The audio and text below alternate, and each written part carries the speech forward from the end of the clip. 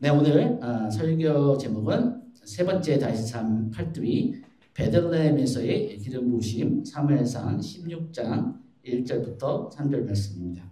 우리 여기 나와 있는 대로 개역기정 말씀 사무엘상 16장 1절부터 3절 말씀 우리 한 목소리로 읽겠습니다. 시작. 여호와께서 사무엘에게 이르시되 내가 이미 사울을 버려 이스라엘의 왕이 되지 못하게 하였거늘 내가 그를 위하여 언제까지 슬퍼하겠느냐.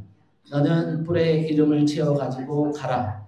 내가 너를 베들레헴 사람 이새에게로 보내리니 이는 내가 그의 아들 중에서 한 왕을 보느니라 하신지라. 사무엘이 이르되 내가 어찌 갈 수 있으리까. 사울이 들리면 나를 죽이리이다 하니 여호와께서 이르시되 너는 암송아지를 끌고 와서 말하기를 내가 여호와께 제사를 드리러 왔다 하고 이새를 제사에 청하라. 내가 네게 행할 일을 가르치니 내가 네게 알게 하는 자에게 나를 위하여 기름을 부을지니라. 아멘. 잠깐 기도하겠습니다. 하나님, 우리에게 지혜와 계시의 영을 주셔서 하나님의 말씀을 깨닫게 하여 주시고 이 말씀이 그냥 또 하나의 말씀과 설교가 아니라 우리의 영에게 힘이 되고 우리의 영에게 생명이 되는 성령님의 말씀을 우리에게 들려지게 하여 주십시오. 우리의 마음에 지혜의 영을 주셔서 하나님의 말씀을 들을 수 있는, 깨달을 수 있는 은혜를 부어 주십시오. 예수님의 이름으로 기도합니다. 아멘. 네, 우리 설교하기 전에 제가 광고 두 가지를 더 하면은 우리 코리 형제가 지금도 인터넷으로 이렇게 미국에서 캘리포니아에서 이렇게 원격으로 들어가서 지금 유튜브 이걸 도와주고 너무 감사하죠. 진짜 좋은 세상이에요. 거기서도 열심히 테니스 치고 반바지를 입고 테니스 친다고 합니다. 부러워요. 근데 우리도 좀 있으면 부산에서도 그럴 것 같아요. 그래서 우리 코리도 희정 자매님 너무 감사하고 또 여러분 뒤에 보시면 우리 또 젊은 우리 청년 간사님이 오셨어요. 우리 YM 부산 YM의 간사님으로 계신 우리 김영은 간사님이 왔는데 여러분 우리 환영하겠습니다. 박수로 크게. 갑자기 우리 평균 나이가 확 들어갔어요.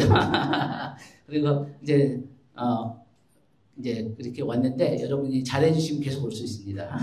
그러니까 굉장히 잘해주시고 사랑해주시고 이렇게 환영해주시면 감사하겠습니다. 네, 오늘 우리가 계속해서 이 다윗의 삶은 이제 사무엘상 13장에서부터 시작해요.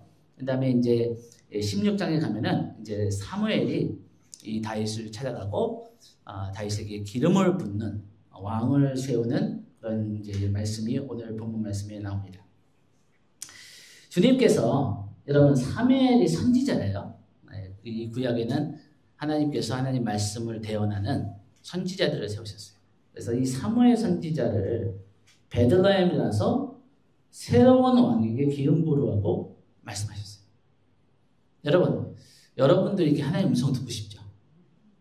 이렇게 하나님이 선명하게 말씀하시고 사무엘처럼 그 초자연적인 환상을 보여주시고 꿈을 보여주시고 너무 좋잖아요. 그렇죠? 저도 그랬으면 좋겠어요. 근데 하나님의 말씀을 듣는 사람에게 책임이 있어요. 좋은 것만 아니에요. 책임이 있어요. 특권도 있지만 책임도 있어요. 여러분 지금 하나님께서 사무엘에게 베들레헴에 가서 이새의 아들 누군지는 몰라. 그 8명의 아들 중에 누군지는 모르지만 기름을 부어서 왕으로 삼으라 하는 거는요. 사무엘에게 너무너무 힘든 말씀이에요. 오늘날로 얘기하면은 갑자기 한국에 대통령이 있는데 아니면 북한에 김정은이 있는데 갑자기 다른 사람을 대통령으로 세워라. 구테타를 일으키는 거예요. 구테타를. 그 당시에는 민주주의도 아니고 절대적인 왕이었잖아요. 그러니까 새로운 왕을 사무엘은 모든 백성들이 인정하는 하나님의 사람이었어요. 가서 갑자기 사울이 시퍼렇게 살아있는데 가가지고 왕을 세운다. 그 얘기를 사울이 들으면 어떻겠어요? 이게 구테타를 일으키네요. 그래가지고 군사들을 보내서 사무엘이 죽을 수도 있는 상황이에요. 그러니까 오늘 본문 말씀해 보니까 사무엘이 그렇게 얘기를 하잖아요. 하나님께서 내가 사울을 버려서 이스라엘 왕이 되지 않고 새로운 왕을 세우기로 결심했는데 왜 사무엘 너는 이렇게 슬퍼하느냐. 너는 뿔에 기름을 채워가지고 가라. 내가 베들레헴 사람 이새에게 보내리니 이는 내가 그들 아들 중에서 한 왕을 이미 선택하고 세우기로 작정했다는 거예요. 너무 이 사무엘에게는 이것이 놀라운 소식이고 기쁜 소식이 될 수 있죠. 왜냐하면 하나님께서 하나님의 리더를 세우신다. 그러나 너무나도 부담이 되는 말씀인 거예요. 근데 사무엘이 이것을 순종했다는 거예요. 여러분 나중에 우리가 보겠지만 사무엘은 특별한 은혜를 받았어요. 어렸을 때부터 하나님이 부르시고 음성을 주시고 예언의 영을 주시고 하나님의 음성을 들을 수 있는 사람이었어요.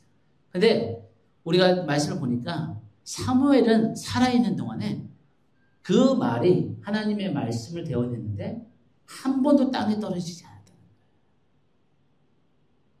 그 이유 중에 하나가 뭐냐면은 오늘 본문 말씀입니다. 사무엘은 목숨이 걸려있고 굉장히 위험한 상태고 큰 손해를 볼 수 있는, 어쩌면은 목숨도 날아갈 수 있는 그 상황에서도 힘들지만 결국 하나님이 말씀하시면 순종했다는 거예요. 여러분이 하나님의 음성을 듣기를 원하세요?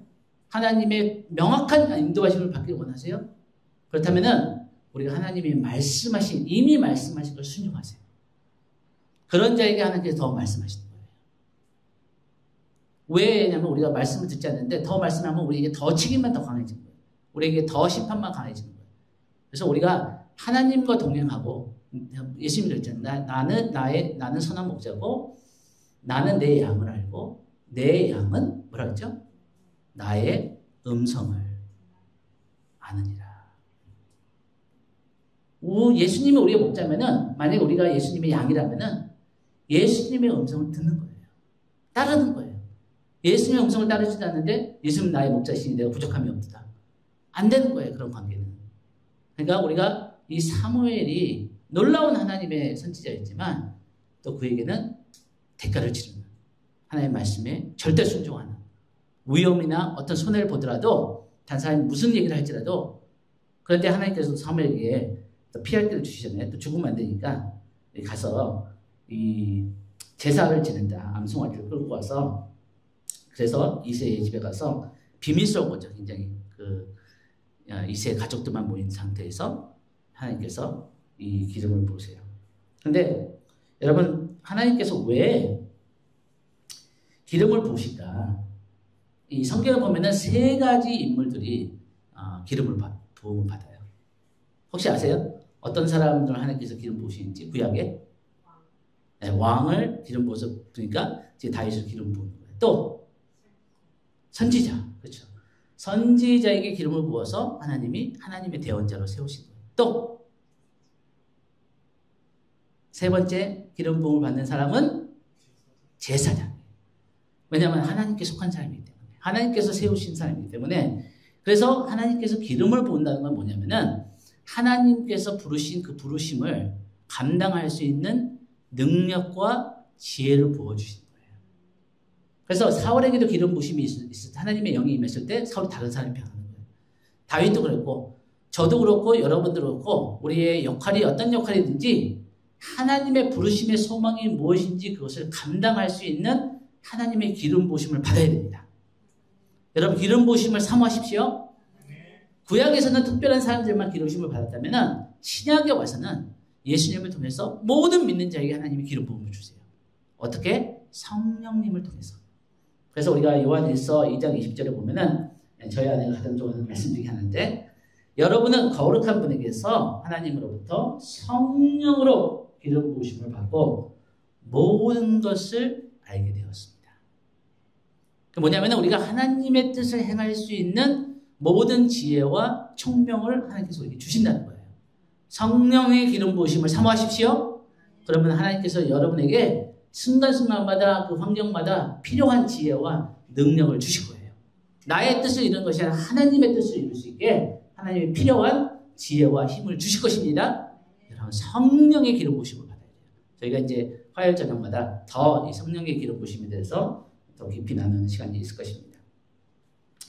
그래서 여기 보니까 기름 부으심으로 이 왕을 세워라. 지금 사무엘은 누군지 몰라요. 어떤 사람인지 모르지만 이새의 아들 중에 한 사람인 건 알아요. 네, 여러분 여기서도 우리가 하나님의 말씀에 주시는 깨달음이 있어야 돼요. 하나님께서 인도하실 때 하나님께서 저와 여러분을 인도하실 때 다 그렇게 주지 않으세요. 필요한 만큼만 알려주세요. 그 다음에 신뢰하고 믿음으로 한 발짝 한 발짝 나가면은 그때 또 필요한 말씀을 우리에게 주시고 인도하시는 거예요. 저희도 부산으로 올 때 하나님께서 구체적으로 뭐 어떤 사람들이 모일 것이고 몇 명이 모일 것이고 어디에 예배 자리를 찾고 그런 말씀 다 안 하셨어요. 근데 제가 간증을 했지만 하나님께서 저에게 주신 말씀이 있어요. 그거 한 말씀 붙잡고 여기까지 왔고 어떻게 될지는 참 궁금하고 어떨 땐 불안하기도 하고 어떨 땐 너무 기대가 되기도 하고 그런데 하나님께서 저에게 주신 약속의 말씀은 내가 너와 함께 하리라. 이거는 저에게 주신 약속의 말씀이 아니라 우리 모두에게 주신 말씀이에요. 예수님이 그랬잖아요. 마태복음 28장에 세상 끝까지 내가 너와 함께 하리라. 여러분 만약에 이 말씀이 사실이라면 이 말씀이 여러분에게 믿어진다면 저와 여러분은 진짜 앞으로 아무 걱정들이 없는 사람들이에요. 전능하신 전지하신 하나님이 우리와 함께 있다면 뭐가 두렵겠어요. 뭐가 걱정이겠어요. 그렇죠? 여러분 하나님께서 여러분을 부르시고 여러분과 함께 마지막까지 계실 것을 믿으십니까? 그럼 우리는 진짜 땡 잡은 사람들이에요. 우리 진짜 너무나 축복받은 사람이에요. 너무나 놀라운 축복을 받은 사람들입니다.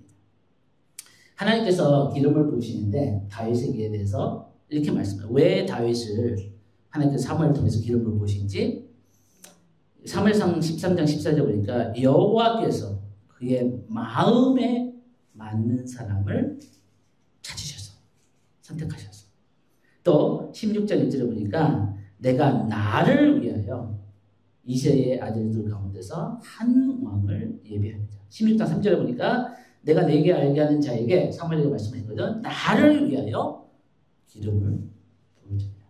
여러분 여기서 반복하면서 우리에게 정확하게 하나님께서 말씀하신 포인트가 있어요. 하나님께서 다윗을 사무엘을 통해서 기름 부으시는 이유는 다윗을 위해서도 아니고 사무엘을 위해서도 아니고 더 나아가 이스라엘 민족을 위해서도 아니에요. 궁극적으로 물론 그거 다 포함하지만 궁극적으로 가장 중요한 이유는 하나님의 영광을 위해서 하나님의 뜻을 위해서 하나님께서 다윗에게 기름 부으셨다는 거예요. 여러분 이것이 매우 매우 중요한 거예요. 저와 여러분은 하나님께서 선택하시고 구원하시고 부르시고 또 영광 가운데 계속해서 인도하시는 이유는 나 때문이 아니라 여러분 때문이 아니라 하나님의 이름을 위하여 하나님의 영광을 위하여 하나님의 찬송을 위하여 저와 여러분을 부르신 거예요. 이걸 뭘 의미하냐면은 다윗은 이것을 알았기 때문에 그래서 하나님의 뜻을 그의 삶 가운데 이루었어요. 여러분 나중에 우리가 다 죽게 될 텐데 우리의 묘비에 누가 그런 말을 썼다. 우리 조은정 성도님은 생전에 하나님의 뜻을 이루다 잠들었다. 농담이지 어떤 분이 그랬대요. 묘비에 진짜인지 농담일 거예요. 실화인지 모르겠어요. 거기다 내가 아프다고 그랬잖아. 근데 안 믿었대. 그래서 진짜 죽었대. 그래서 내가 아프다고 그랬잖아. 근데 그런 농담이고 여러분 저와 여러분의 묘비 이 하나님의 사람은 살아있는 동안에 하나님의 뜻을 이루다가 잠들었다. 얼마나 멋져요. 그렇죠? 그런 멋진 인생을 살아야 돼요. 그렇게 될 줄 믿습니다. 여러분 그래서 다윗이 이걸 깨달은 거예요. 이걸 깨달으니까 내가 아무도 모르고 진짜 가난한 이세 집안의 조그만 동네의 변방의 베들레헴 동네에서 그것도 막내 아들로 진짜 강원도의 시골에 그냥 진짜 그 미래가 안 보이는 그런 삶이거든요. 근데 하나님께서 그를 선택하신 것은 하나님의 이름을 위해서 자기 자신을 위해서 나를 부르셨구나. 다윗이 이것을 평생 잊지 않았어요. 그래서 다윗이 어떻게 했냐면요.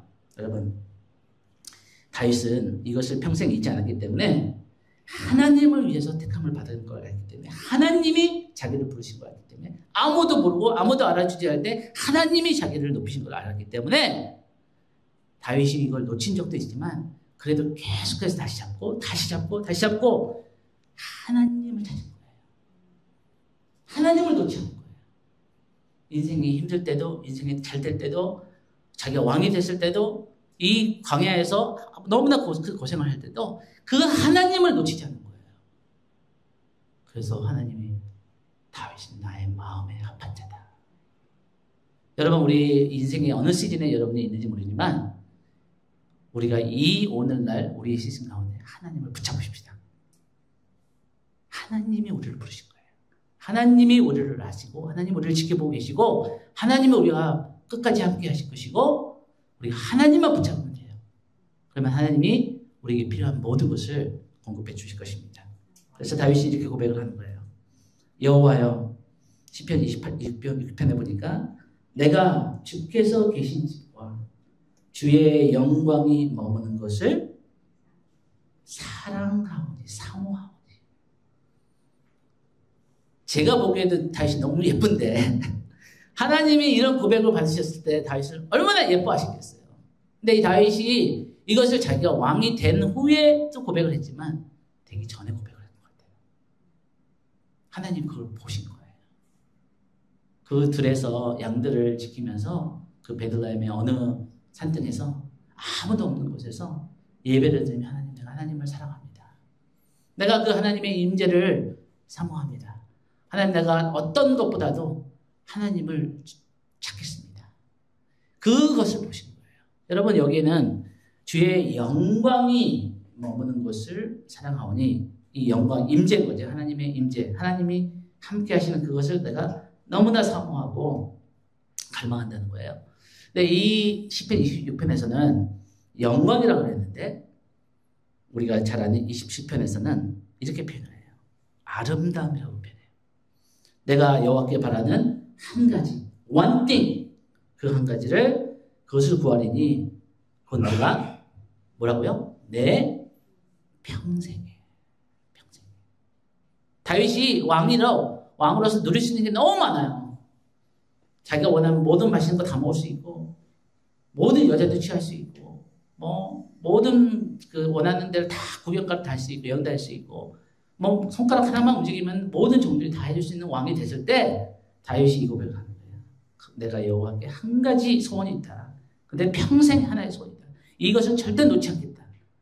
여호와의 집에 살면서 여호와의 아름다움을, 여호와의 영광을, 여호와의 임재를 바라보며 그의 성전에서 사모하는 것이다. 여러분에게 이런 하나님의 은혜가 있기를 원합니다. 하나님, 내가 매일은 못 올지 모르지만 하나님의 그 임재가 있는 장소, 그것이 나의 골방이 될 수도 있고 교회가 될 수도 있고 또 차 안이 될 수도 있고, 그럼 어디다 하나님의 그 임재를, 하나님의 영광을 사모하는 그 마음을 하나님 증가시켜 주십시오. 내가 체험하게 해 주십시오. 그것을 맛보게 해 주십시오 하는 그런 은혜가 여러분에게 있기를 원합니다. 그래서 우리가 이제 설교 끝나고 찬양하겠지만 우리 잠깐 반주자 나와주세요. 우리 반주자가 도와주시면, 어떤 분이 이 시편 27편 4절 말씀을 가지고 찬양을 만드는데 너무 아실지 몰라요. 주님 앞에 간구했던 이 다윗의 기도죠. 한 가지 one thing, 그것을 구하리니 내 일생 내 평생 주 전에 주의 성전에서 거하게 하소서. 주의 아름다움을 바라보면서 내가 주님 전에서 주 찬양하리라. 주의 아름다움을 바라보면서 내가 주님 전에서 찬양하리라. 우리 같이 한번 찬양 잠깐 해주세요.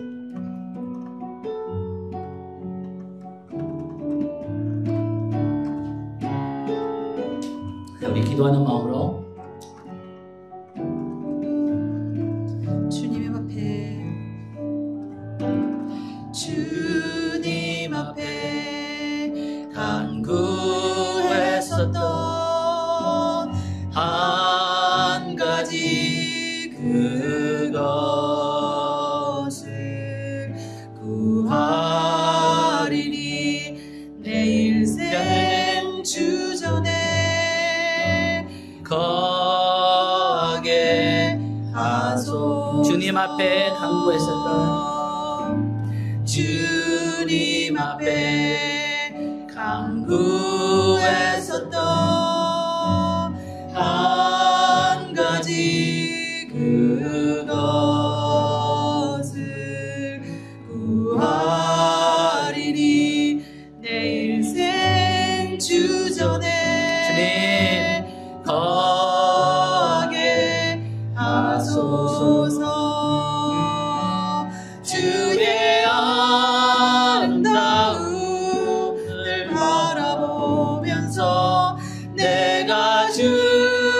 전에서 주 찬양하리라. 주의 아름다움을 바라보면서 내가 주님 전에서 주 찬양하리라. 주의 아름다움, 주의 아름다움을 바라보면서 내가 주님 전에서 주 찬양하리라. 주의 아름다움을 바라보면서 내가 주님 전에서 주 찬양하리라. 여러분 상상해 가죠. 다윗이 뭐 궁정에서 모든 누릴 수 있는 화려한 것과 풍성한 게 다 있지만 하나님, 내가 그 다윗의 장막, 끊임없는 24시간 드리는 그 주님의 그 언약궤 보좌 앞에서 찬양하는, 춤추는 그 다윗이 상상하시죠. 하나님께서 이 마음을, 그 씨앗을 보신 거예요. 베들레헴에서 들판에서 예배하는 다윗을 보신 거예요. 근데 놀라운 거는 다윗이 이걸 놓칠 때도 있었지만 평생 이것을 다시 붙잡고 다시 붙잡고 다시 붙잡고. 여러분, 제가 볼 때는 저와 여러분에게 이런 비전이 있었으면 좋겠어요. 내가 교회를 크게 하거나 사람들에게 많이 알려지거나 큰 영향을 끼치고 큰 부자가 되는 그런 비전도 좋지만, 내가 나이가 들수록 내가 언제까지 살지 모르지만 30살, 40살, 50살, 60살, 70살, 80살, 만약 90살, 100살까지 살게 하신다면 내 100살까지 죽는 날까지 하나님의 아름다움을 사모하게 해주십시오. 주님의 성전을 사모하게 해주십시오. 주님의 영광과 그 아름다움에 사로잡히는 그런 인생 되게 해주십시오. 여러분, 왜 그런지 아세요? 주님의 아름다움을 보고 주님의 아름다움에 사로잡힌 사람은요, 그 인생이 아름답게 변해요. 바라봄의 법칙이라는 게 있어요. 내가 무엇을 바라보냐에 따라서 나는 그 모습대로 변하는 거예요. 그래서 우상숭배가 그렇게 무서운 거예요. 돈을 바라보거나 어떤 욕심을 바라보면 그 사람이 그냥 흠칫한 욕심쟁이 괴물로 바뀌는 거예요. 근데 사랑의 하나님, 모든 지혜와 모든 선함과 모든 자비로움과 그것이 다 충만하신 하나님을 계속 바라보면은 나도 모르는 사이에 거울을 바라볼 때 우리가 주의 영광에서 영광으로 주의 모습을 변한다는 것처럼 어느 날 나도 모르게 내가 더 선하고 더 자비롭고 더 사랑이 가득한 사람으로 변하는 거예요. 놀라워요. 내가 주님을 바라보는데 그 주님의 모습을 변하는. 그래서 우리 저와 여러분의 인생이 이렇게 아름답고 영광스러운 주님을 바라보는 인생이 되길 축복합니다.